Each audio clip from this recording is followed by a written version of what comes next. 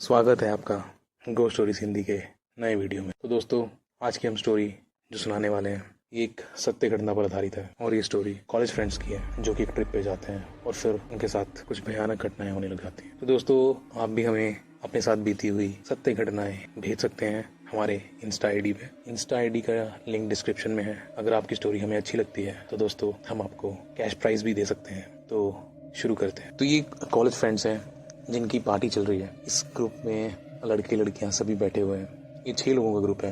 ये night out party कर रहे हैं किसी दोस्त के फ्लैट पे। पार्टी करते करते माहौल शांत सा हो जाता है और ये सारे गप्पे मारने लग जाते हैं। तो दोस्तों, जनरली ऐसा होता है कि जब हम 5-6 दोस्त इकट्ठे हो जाते हैं तो बातें करते करते हमारा हॉरर स्टोरीज की तरफ ध्यान चला जाता है। हम हॉरर किस्से शेयर करने लग जाते हैं, सुने अनसुने। तो वैसे ही सेम इस ग्रुप के साथ होता है। ये सारे अपने अपने एक्सपीरियंस नहीं, मतलब जहाँ से बातें इन्होंने सुनी है वो किस्से एक दूसरे के साथ शेयर करना शुरू कर देते हैं। तो किस्से शुरू करते करते आगे बढ़ रहे होते हैं कि उनमें से एक फ्रेंड साहिल, वो अपना एक किस्सा बताता है कि वो कहता है कि ये उसके गांव का एक किस्सा है कि वहाँ पे एक भूत था जो कि लोगों को तंग किया करता था। वो लोगों को रोकता रास्ते में और उनसे अपनी विश पूरी करवाता और फिर उन्हें छोड़ देता। अगर कोई उसकी विश पूरी नहीं करता तो फिर वो उसे मार देता या फिर उसका जीना हराम कर देता। तो ये काफ़ी पुरानी बात होती है। फिर एक बहुत बड़े विद्वानी किसी पंडित को इस चीज़ का पता चलता है तो वो अपनी तंत्र विद्या से उस भूत को एक पत्थर में बंद कर देता है। पत्थर मीन्स बहुत बड़ी शिला, बहुत बड़ा पत्थर चट्टान में बंद कर देता है। वो भूत के साथ एक समझौता करता है कि भूत उसे कहता है कि वहाँ पे एक खाली गड्ढा सा है, अगर वो उसमें खाने के लिए गोबर डाल दिया करे कि जिसे खाकर वो वापस आ जाया करेगा। और इससे अगर ये वादा टूटा तो फिर भूत फिर से लोगों को परेशान करना शुरू कर देगा। तो सेम ऐसा ही करता है पंडित। वो रोज वहाँ उस गड्ढे में गोबर डालना शुरू कर देता है। ऐसे ऐसे लोगों को भी पता चल जाता है कि यहाँ भूत है और यहाँ इसमें गोबर डालना है गड्ढे में और भूत गोबर खाएगा और चला जाएगा। एक दिन दिवाली का दिन आता है और लोग उस गड्ढे में गोबर की जगह मिठाइयाँ डाल देते हैं, फल डाल देते हैं। तो भूत जब रात को वो सब चीज़ें खाने आता है तो वो देखता है कि वहाँ पे गोबर नहीं और वहाँ पे फल मिठाइयाँ रखी हुई हैं। तो जो समझौता उसके और उस विद्वान आदमी के बीच हुआ था तो वो तो टूट जाता है। वो जो भूत होता है वो फिर से लोगों को तंग करना शुरू कर देता है और लोगों को मारना शुरू कर देता है। तो जब ये बात उस विद्वान को पता चलती है तो वो वापस आकर अपनी तंत्र विद्या से उस भूत को हमेशा के लिए वहाँ कैद कर देता है। और ये कहानी सुनकर वो सारे बड़े एक्साइट हो जाते हैं। और वो लड़का बताता है कि साहिल, कि वो पत्थर, वो बहुत बड़ी चट्टान आज भी उनके गांव में मौजूद है और वो एक हिमाचल के किसी गांव में है। तो ये सुनकर वो सारे बड़े खुश होते हैं, बोलते हैं यार कि हम ऐसा करते हैं, हमारे एग्ज़ाम्स ख़त्म होने वाले हैं, हम एग्ज़ाम्स ख़त्म होने के बाद उस चट्टान को और इसके गांव ज़रूर जाएंगे देखने के लिए कि वो कैसा है। तो साहिल उन्हें बताता है कि जनरली लोग उसे दूर से देखते हैं और उसके पास जाना मना है, बट हम एग्ज़ाम होने के बाद चलेंगे। तो धीरे धीरे उनके एग्ज़ाम ख़त्म होते हैं और वो उस चट्टान के पास चले जाते हैं, उसके गांव चले जाते हैं। तो उस ग्रुप में 2 लड़कियां होती हैं और 4 लड़के होते हैं। तो चारों जाते हैं, पहले हिमाचल में घूमते हैं जहाँ पे उसका गांव होता है, वो एक्सप्लोर करते हैं उसका गांव और फिर फाइनली वो उस चट्टान की तरफ रवाना हो जाते हैं। सारे कुछ ना कुछ जो लोग दोस्त होते हैं वो डर भी रहे होते हैं इसको देखने के लिए, बट उनमें एक लड़की होती है साक्षी। वो बड़ी एक्साइटेड होती है, उसको इन ऐसी भूतिया कहानियाँ सुनना, ये सब हॉरर स्टोरीज, ये हॉरर मूवीज सब देखना बड़ा पसंद होता है।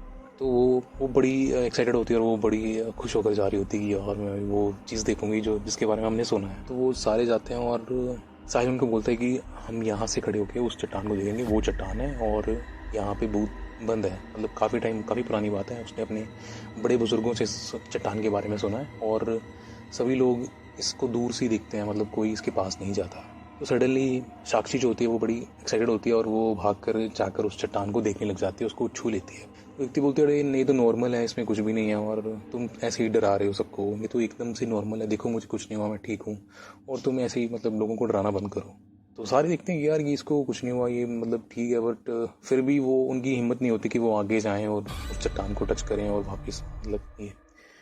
तो वो सारे वापस आ जाते हैं और 2-3 दिन वो वहाँ घूमते हैं और हॉस्टल में वापस आ जाते हैं, अपने अपने घर चले जाते हैं। कुछ दिन बीतते हैं और फिर वो नेक्स्ट सेमेस्टर में जब वापस आते हैं तो वो देखते हैं कि जो उनकी फ्रेंड है साक्षी, वो सबके साथ अलग सा बिहेव कर रही है कुछ। वो किसी से बात नहीं कर रही, ना ही किसी का रिप्लाई कर रही है। वो इवन उनके ग्रुप में भी नहीं आ रही थी। तो वो सारे देखते हैं कि यार इसे क्या हो गया, इस लड़की को ऐसे बिहेव क्यों कर रही है। उसने जैसे एक सबसे कट ऑफ सा ही कर दिया था। पहले सबसे अच्छे से बात करती थी, वो काफ़ी एक्साइटेड रहती थी, मगर अब ये सब कुछ नहीं था। उसके हॉस्टल में बात करके पता चला कि वो बस एक कमरे में बंद रहती है और बस अजीब अजीब सी बातें करती है। उसके हॉस्टल के दोस्तों के मुताबिक उनका कहना था कि साक्षी कहती है कि इस हॉस्टल में 2 औरतें घूमती हैं रात को, जो कि एक काली साड़ी में घूमती है और एक सफ़ेद साड़ी में। एक छत के ऊपर घूमती है और एक नीचे फ्लोर पे। वो तकरीबन रात को 2 से 4 बजे के बीच वहाँ पे घूमती रहती हैं और ये बस साक्षी को ही दिखाई देती हैं। ये सुनकर उसके दोस्त कहते हैं कि पता नहीं साक्षी ऐसा क्यों बिहेव कर रही है। उन्हें समझ नहीं आता कि ये क्या हुआ है। मगर साहिल कहता है कि उसने साक्षी को जब मना किया था कि वो इस शिला को, इस चट्टान को टच ना करे, तो उसने उसकी बात नहीं सुनी थी। और अब साक्षी के साथ ऐसा सब कुछ हो रहा है। दिन बीतने लगते हैं। एक दिन वो सारे दोस्त प्लान करते हैं कि वो कहीं ट्रिप पर चलते हैं। वो प्लान कर रहे होते हैं कि नेक्स्ट डे हम ट्रिप पर जाएंगे। तभी रात को साक्षी का फ़ोन आता है साहिल को और वो उसे कहती है कि तुम ट्रिप पर जाना कैंसिल कर दो। तो साहिल सुनकर काफ़ी हैरान होता है और वो उसे कहता है कि तुम हमारे ग्रुप का हिस्सा नहीं हो, तुम हमारे दोस्तों से बात भी नहीं करती और तुम मुझे फ़ोन करके कह रही हो कि मैं ट्रिप कैंसिल कर दूँ। नहीं, मैं ऐसा नहीं करूँगा। तो साक्षी उसे कन्विंस करती है कि नहीं, तुम ट्रिप पर मत जाओ, कि ये सेफ़ नहीं है, तुम्हारे साथ कोई दुर्घटना हो सकती है, तुम इस ट्रिप पे मत जाओ। तो वो उसकी बात को अनसुना करके वो ट्रिप पर निकल जाते हैं। जब वो ट्रिप पर निकलते हैं तो अचानक से उनका टायर पंचर हो जाता है और वो उन्हें काफ़ी देर तक रुकना पड़ता है।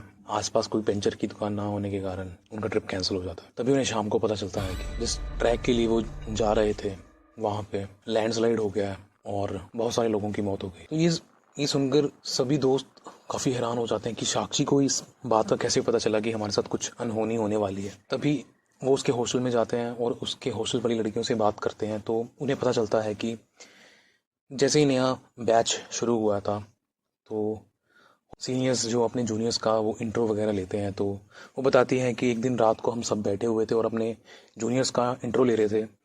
तभी एक लड़की अपना इंट्रो दे रही थी तो साक्षी से कहती है कि तुमने ये जो अंगूठी पहन रखी है ये तुम्हारी बहन की है ना। तो वो लड़की काफ़ी हैरान हो जाती है और वो साक्षी को कहती है कि हाँ, आपको कैसे पता। तो वो कहती है कि ये तुम्हारी बहन तुम्हारे पीछे ही खड़ी है, कि तुम जहाँ भी जाती हो तो ये तुम्हारी बहन तुम्हारे साथ ही रहती है। तो ये सुनकर वो जो लड़की होती है अंगूठी वाली, वो एकदम से दंग हो जाती है और वो सबको बताती है कि उसकी बहन तो मर चुकी है। ये सुनकर वो अंगूठी उतार कर फेंक देती है और साक्षी का ये बिहेवियर देखकर सभी लोग डर जाते हैं। ये बात सुनकर ये जो सारे दोस्त होते हैं ये कांपने लग जाते हैं कि यार साक्षी को क्या हो गया है और ये क्या बातें करने लग गई है। ज़रूर उस चट्टान को छूने के कारण ही ये सब चीज़ें हो रही हैं। और फिर जो साहिल होता है वो साक्षी की माँ से कांटेक्ट करता है। वो उनसे पूछता है कि ये साक्षी ऐसा बिहेव क्यों कर रही है और ये क्या हुआ है उसके साथ। तो उसकी मम्मी बताती है कि जब वो छुट्टियों में वापस आई थी घर पे तो वो रात को काफ़ी अजीब सी हरकतें करती थी। वो रात को उठकर कभी गांव में चली जाती थी अकेली घूमने के लिए, और कभी वो रात को छत पर घूम रही होती थी और कभी कभी गाय का गोबर वगैरह उसको खा रही होती थी। ये सब काफ़ी अजीब था। उसके बाद तो साहिल उसकी माँ से बात करने के बाद नॉर्मल हो जाता है और वो अपने कैरियर पे फोकस करना शुरू कर देता है। फिर सेमेस्टर ख़त्म होता है और वो सारे अपने अपने घर चले जाते हैं। फिर एक दिन अचानक साहिल को साक्षी का फ़ोन आता है। साक्षी साहिल से कहती है, साक्षी साहिल को बताती है वो हॉस्टल से वापस आई थी छुट्टियों में, तो उसे वो अजीब सा बिहेव करने लग गई थी। उसे समझ में नहीं आ रहा था कि वो उसके साथ हो क्या रहा है। उसे अजीब सी आवाज़ें सुनाई दे रही थी और वो बहुत सारे लोगों को देख पा रही थी, बहुत सारी आत्माओं को। उसे उन आत्माओं की आवाज़ सुनाई देती थी और उसका गोबर खाने को मन करता था। वो अकेली रात को जंगल में भटकती रहती थी। अगर कोई किसी का शव जल रहा होता था उसे देखना उसे बहुत अच्छा लगता था। और एक दिन उसने बताया कि वो सो रही थी और उसे ऐसा लगा कि वो एक बहुत बड़ी चट्टान के अंदर फंसी हुई है और बाहर जाने के लिए रास्ता ढूंढ रही है। मगर चारों तरफ बहुत अंधेरा है और उसे कुछ दिखाई नहीं दे रहा।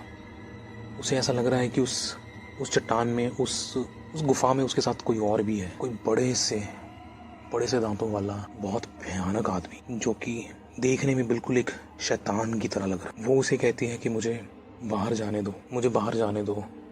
तो वो शैतान उसे कहता है कि तुमने खुद ही अपने आप को कैद करवाया है। तुमने उस चट्टान को छुआ है जहाँ पे मैं सालों से बंद था, और तुम खुद ब खुद इस चट्टान में कैद हो गई। अब तुम्हें मुझसे वादा करना हो, समझौता करना होगा मेरे साथ, तभी तुम यहाँ से निकल सकती हो, वरना तुम जिंदगी भर यहीं फंसी रहोगी। तो साक्षी उसे कह दिया कि वो समझौते के लिए रेडी है। तो वो उसे बताए कि उसे क्या करना है। तो वो भूत उसे बताता है कि उसे उस काली पहाड़ी के पास जाकर एक काले बकरी की बलि देनी होगी, तब जाके वो इस चट्टान से मुक्त हो जाएगी। ये सुनकर उस साक्षी की नींद खुल जाती है और वो ये सारी बात अपने माता पिता को बताती है। उसके माता पिता उसे नेक्स्ट डे एक तांत्रिक के पास ले जाते हैं। वो तांत्रिक उसे जो सपने में हुआ है वैसा ही करने को कहते हैं। वो एक काले बकरे की बलि देते हैं और फिर साक्षी एकदम से नॉर्मल होना शुरू हो जाती है। मगर अभी भी साक्षी में उस भूत की कुछ शक्तियाँ थी, जिस कारण वो आत्माओं को सुन पा रही थी, देख पा रही थी, और वो होने वाले इंसिडेंट्स, जो घटनाएं होने वाली थी, उन्हें भाप पा रही थी।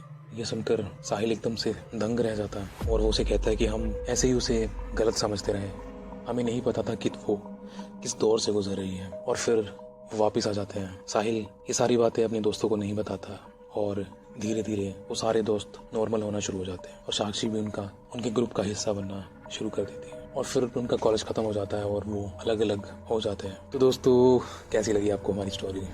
उम्मीद करते हैं कि आपको स्टोरी अच्छी लगी हो। तो दोस्तों, प्लीज़ चैनल को लाइक करें, शेयर करें, सब्सक्राइब करें और देखते रहें Go Stories Hindi. Thank you. आप कमेंट लाइक करते हो, फॉलो करो मेरे को।